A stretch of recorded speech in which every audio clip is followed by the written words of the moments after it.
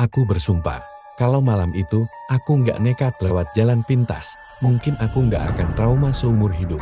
Karena di tengah alas itu, aku dengar suara gamelan, dan yang paling bikin aku gemetar, ada tulisan namaku di tanah, seperti ditulis pakai darah. Namaku Raka, umur 24 tahun, aku kerja di Surabaya, tapi asalku dari desa kecil di Jawa Timur, dekat perbukitan. Di desaku ada satu tempat yang terkenal angker, Alas Kedung Songong itu, jalan pintas menuju desa. Kalau lewat jalan biasa bisa 1 jam, kalau lewat alas cuma 15 menit, tapi ada aturan yang selalu diulang orang tua. Jangan lewat alas itu saat maghrib, apalagi malam Jumat.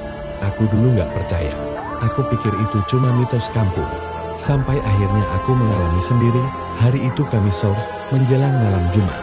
Aku pulang kerja naik motor sendirian, hujan turun deras, jalanan licin, dan aku kepepet waktu. Jam di HP menunjukkan 17:50. Aku berhenti di warung pinggir jalan, ibu warung menatapku aneh. Dia tanya, mau kemana mas? Aku jawab nama desaku, wajahnya langsung pucat, mas. Jangan lewat Alas Kedung Songong, ini sudah malam Jumat. Aku ketawa kecil, aman bu. Saya sering lewat, ibu itu menggeleng keras, mas. Itu bukan jalan pintas, itu jalan undangan.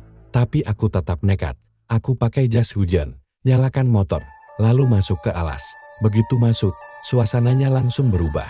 Udara jadi dingin, pohon-pohon rapat, dan hujan yang tadi deras tiba-tiba terasa sunyi, padahal hujan masih turun. Aku jalan pelan lalu. Aku mencium bau melati yang sangat tajam, dan beberapa detik kemudian, aku dengar suara gamelan, ting-tong ting-tong. Aku refleks berhenti. Aku pikir ada hajatan, tapi aku sadar. Di alas itu, nggak ada rumah sama sekali. Aku lanjut jalan, tapi suara gamelan makin dekat, kabut turun tebal, warna kelabu gelap, sampai akhirnya. Di pinggir jalan, aku melihat seseorang duduk. Perempuan rambutnya panjang menutupi wajah. Aku berhenti dan berkata pelan, Mbak, kenapa duduk di sini? Perempuan itu menoleh, dan jantungku hampir kopok karena wajahnya tidak punya mata, hanya lubang hitam, tapi dia tersenyum. Lalu dia berkata pelan, Raka, kok baru datang? Aku langsung beku. Aku nggak pernah bilang namaku. Aku panik, aku putar gas. Tapi motorku mati, lampu mati, mesin mati, hening. Dan suara gamelan berhenti mendadak. Aku mulai baca doa, tanganku gemetar, lalu dari dalam kabut terdengar suara langkah kaki, banyak. Seperti rombongan orang jalan pelan. Aku menoleh ke kanan kiri, kabut bergerak, seperti ada yang lewat, dan saat aku menunduk ke tanah, aku melihat sesuatu yang bikin napasku berhenti. Di tanah, ada tulisan merah, Raka, seperti ditulis pakai darah. Aku mundur ketakutan, lalu dari kabut muncul sosok-sosok lain, perempuan berbaju putih, pria berbaju hitam. Dan di tengah mereka, muncul seorang wanita cantik pucat, memakai kebaya putih kotor. Dia berjalan mendekat. Matanya kosong, bibirnya merah. Dia tersenyum dan berkata, Mas Raka. Akhirnya datang juga, kamu yang dipilih jadi pengganti. Aku nggak ngerti maksudnya, tapi tiba-tiba pandanganku gelap.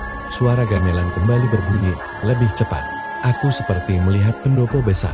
Ada sesajen, ada tumpeng, ada orang-orang tertawa, seperti pesta pernikahan. Aku melihat diriku berdiri di depan pelaminan. Aku memakai baju pengantin pria. Aku mau teriak, tapi suaraku nggak keluar. Wanita itu berdiri di sampingku. Tangannya dingin menggenggam tanganku, dan dia berbisik, sekarang kamu milikku. Aku hampir pingsan, sampai aku mendengar suara yang sangat aku kenal. Suara ibuku, Raka. Pulang, nak. Jangan tinggal di sana. Aku tersentak. Aku baca doa sekuat tenaga dalam hati, dan tiba-tiba, aku seperti ditarik paksa, tubuhku jatuh keras. Aku membuka mata, aku sudah berada di pinggir jalan raya, motorku hidup, hujan berhenti, aku menatap HP. Jam menunjukkan 3:10 dini hari. Aku gemetar, aku langsung tancap gas pulang. Begitu sampai rumah, ibu menangis histeris memelukku. Ayah duduk pucat. Ayah berkata, kamu hilang dari maghrib.